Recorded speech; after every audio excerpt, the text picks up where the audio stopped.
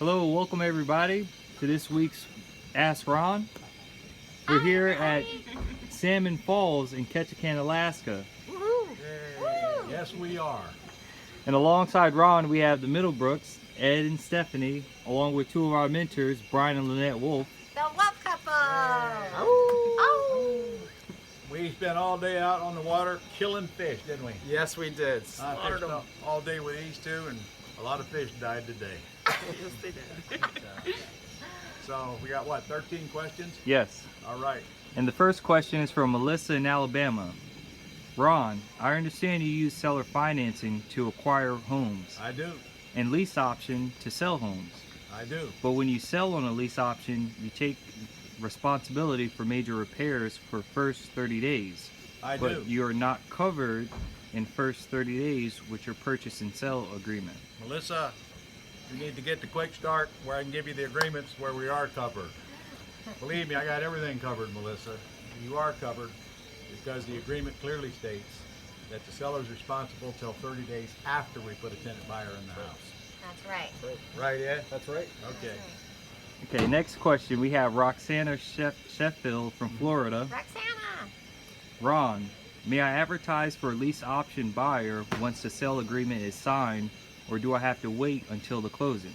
I got this. Okay. Once you have the contract signed, you have equitable interest, you're a principal in the transaction, so you can move forward. With the seller's permission and if it's vacant. That's true. Actually, guys, we have an agreement, and you can get an agreement on the purchase and sale contract. When they're still living in there, you can have an agreement to show the property, and you can even get them to agree to let you do an open house. Now, I wouldn't go too deep here now. Okay. Yeah. He always wants to teach a seminar when we're trying to answer a question. All right? All you got to do is put in paragraph 18, buyer reserves the right to show the house during escrow. That's it. Yep. All right, next question is from Chris Monroe from Missouri. Hi, Chris. Ron, would This is you yours.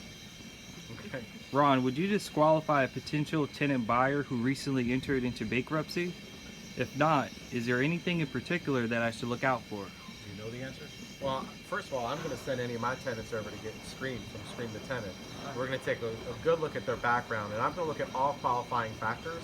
I wouldn't necessarily disqualify somebody who's been through bankruptcy. I'm going to want to know probably how far out they are, and I'm going to look at The question was, financial situation. they're in bankruptcy. Is Yeah. that not the This question? Yes. is recently. They're This is in recently. bankruptcy. Recently entered into Oh, bankruptcy. recently They're in entered bankruptcy. into bankruptcy. Yeah. No, cannot take them. No. Because they'll bring you right into the bankruptcy case. No, I cannot take them as long as they're in bankruptcy. When it's final, fine. I'll take them, assuming they got a bunch of money and they can cover the monthly payment. All right. Next, we have Braden Cruz from California. He has two questions. First question, on the option I give to a new tenant buyer, in Ron's paperwork, it says that the option, or me, owns the property. Since I don't own the property, how is it okay to put in writing?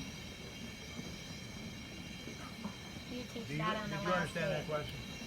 you're not going to put your name on that agreement. You're going to still put your LLC on that agreement. Anytime you're lease optioning to a buyer, and this is the paperwork we teach at Quick Start on the last day, you're going to go ahead and put your operating LLC for Pretty Houses, whatever your bank account is on that paperwork. When you're leasing it from the seller, okay, and when you're optioning it to the buyer. Was that the question? I think so. How do I option it when I don't own it? Yes. Okay, well, your lease option agreement gives you the right to do that, and no issue there really. I think what we need to say here, though, is how am I going to transfer a title if the buyer actually buys? Is that the way you read the question?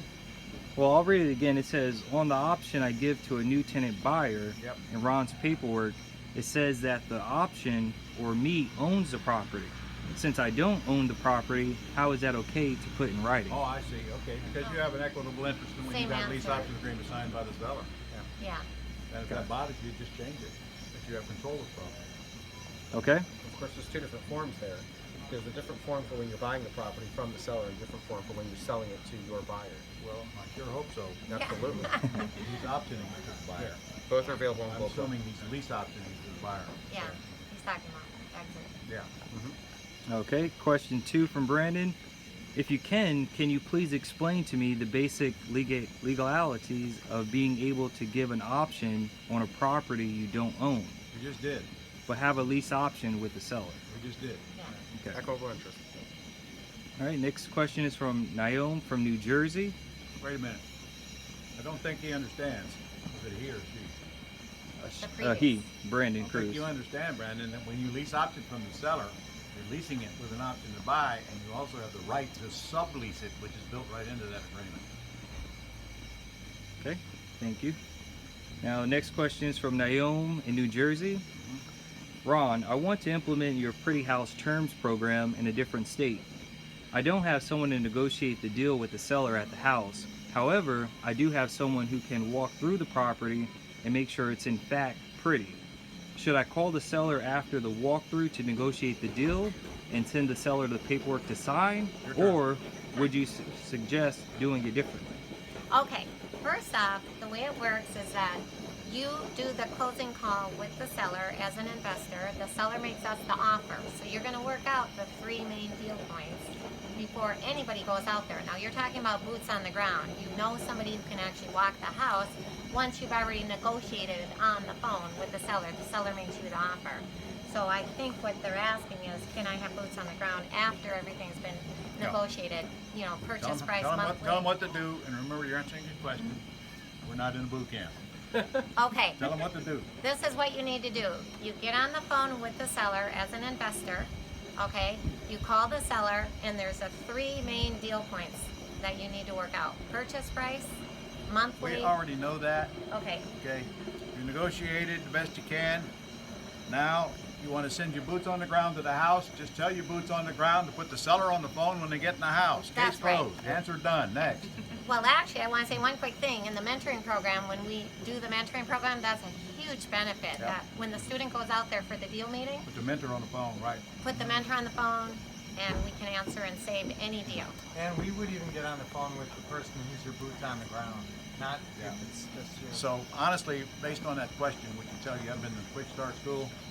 You really should get there, and then you would have the answers to this, and step by step. If you want to get a mentor, you can do that as well. Take all the pressure off of you. Okay, next Next. question is from Chafic in Minnesota. Uh-huh. He has 4 questions. First Wow. question, regarding your structuring your empire lesson, what would be the best way to structure your business for protection and tax advantages without necessarily having to partner up with anyone else? LLC, What's the name? as C Corp, maybe. What's the name? Chafic from Minnesota. Chappie? No, Chafic. Chappie. Okay. Listen, shortly we're going to be launching my Structuring Your Empire 2-day event that we taped in April. And you've got to get that because based on your question, you are concerned about how to structure yourself. But it is not as simple as just giving you a one-line answer. You absolutely will need an LLC. You'll need an LLC as an operating entity, and you probably need a couple, 3 more, which I cover all in that. I cannot do it in one question, but you might as well go ahead and get you an LLC, even if you don't know what it's for, if you intend to do business. Right, if that's your first start. And my recommendation, and maybe you agree with me on this, Ron, have property or homes in the name. Don't put like enterprises or something. People don't even know it's a real estate company. So I like a nice, stable, credible sounding word, and then property or homes LLC. Well, I have a counterpoint to that. Okay. The public should never even see the name of your LLC, so I don't give a rat's behind what it's called. Oh, Mickey Mouse LLC for all I care. You do not need to put the name of your entity out because you're not going to press anybody by whatever you call it. I buy houses, not my entity buys houses, as far as the public is concerned. Okay. Number 2, Ron, for tax Yeah. purposes, Yeah. would it be possible to somehow put the lease in your LLC-C, but the big option deposit in your LLC-B? The answer is yes, but too complicated to explain on this call. I can tell you that right now. Okay. Yes, you can swap them back and forth, as long as your IRA is not involved in any of it. That would be the LLCA. Russell, turn around and see that hummingbird. Oh, it's just it doesn't like being on. It flew off. The hummingbird doesn't like being on camera. I guess it was shy. All right, go ahead. 'Cause Okay. Russell is going to film the resort we're in. Yes.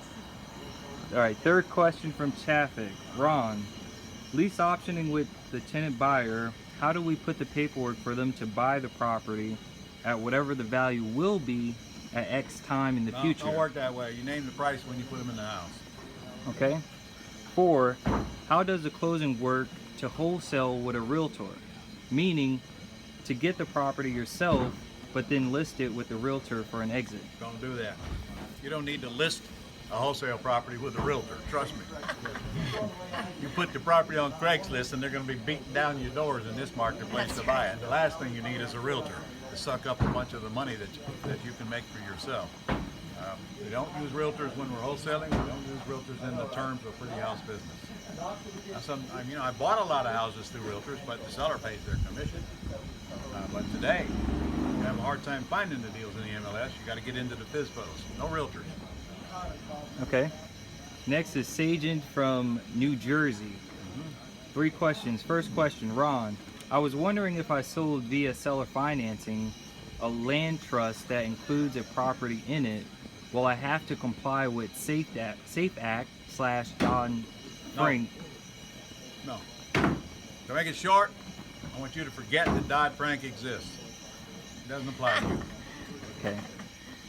Question 2. By the way, there's a lesson on that on the Go Club somewhere. I remember doing it. That's right, there is. Yep. All right. Question 2. If the seller wants to make $100 a month and has a mortgage that includes PITI of $1,500, and I buy on a wrap mortgage and I change the insurance to a landlord's policy with a cheaper payment, how do I know how much I should pay him? Should I make payments after changing the insurance on the property? Well, your note should only deal with principal and interest to begin with, and your note and mortgage should say that whatever the tax and insurance are added to that, so it's automatically going to adjust when they change. So obviously, if you're going to pay him $100 more than he's paying, then your principal and interest is going to be $100 more than his principal and interest. So all you got to do is come to terms and then explain it to the, put it in the contract and then explain it to your realtor, your closing attorney, because there's zero chance that he or she's going to get right without having a conversation back and forth on what your true intent was. Okay. Look, And the get sun's coming out. And get the quick start where I give you all the clauses. Yes. Sun's coming out, first time all day. That's good, actually. Blessed. That's good. Okay, last question. How should I notarize a memorandum? Should the seller and I both go to the notary public and sign there? No. Your seller's the only one that signs it, number one. And you've got to figure out where the notary is. In fact, lots of cab drivers have notaries. You don't have notary will travel. Yep, traveling notaries. In fact, a lot of Uber drivers do too. Yeah. So, Thanks. or you and the seller can go wherever and have it notarized, or you can take a notary to the house, which is not a bad practice. You're going to get stuff signed that's going to be recorded. But normally the memorandum is signed, well, if you're going to do a lease purchase, then you got to get the memorandum signed right there, because there is no attorney involved yet. Usually we'd have people just follow us over to the bank. And we'd have Whatever's closest has got a notary. Could be Yeah. grocery store for that matter. Doesn't matter. You need to locate one or find one that you can hang around to go with you whenever you need them. All right? All right, Okay. that's it. That's Russell. it? Yeah, Russell, I want you to turn around and scan this beautiful resort. It's called Salmon Falls Resort in Ketchikan, Alaska. Right up there, some of the rooms. There's a whole bunch more on the top of the hill. And then behind you there is the restaurant, big round restaurant. With a piece of the Alaska pipeline going right up the center of it. Slow down there a little bit. We'll be eating in there in just a few minutes. Now look at this view. Look at this view. If you can get Isaiah out of this, look at this view. Look at that. Look at that sun coming down over that bay out there. Can you think of anything more gorgeous than that? So we've come a long ways from Florida to get to here, but now maybe you can begin to see why. This is my 24th year coming to Alaska, and actually my 22nd year coming to Salmon Falls Resort. So SalmonFallsResort.com. Look it up. You might want to come up here sometime. In fact, make sure that you know when I'm coming back. You want to come up here with us. Yes, we would love it. Come to Salmon Falls Resort. All right. See you next week. Bye. Bye.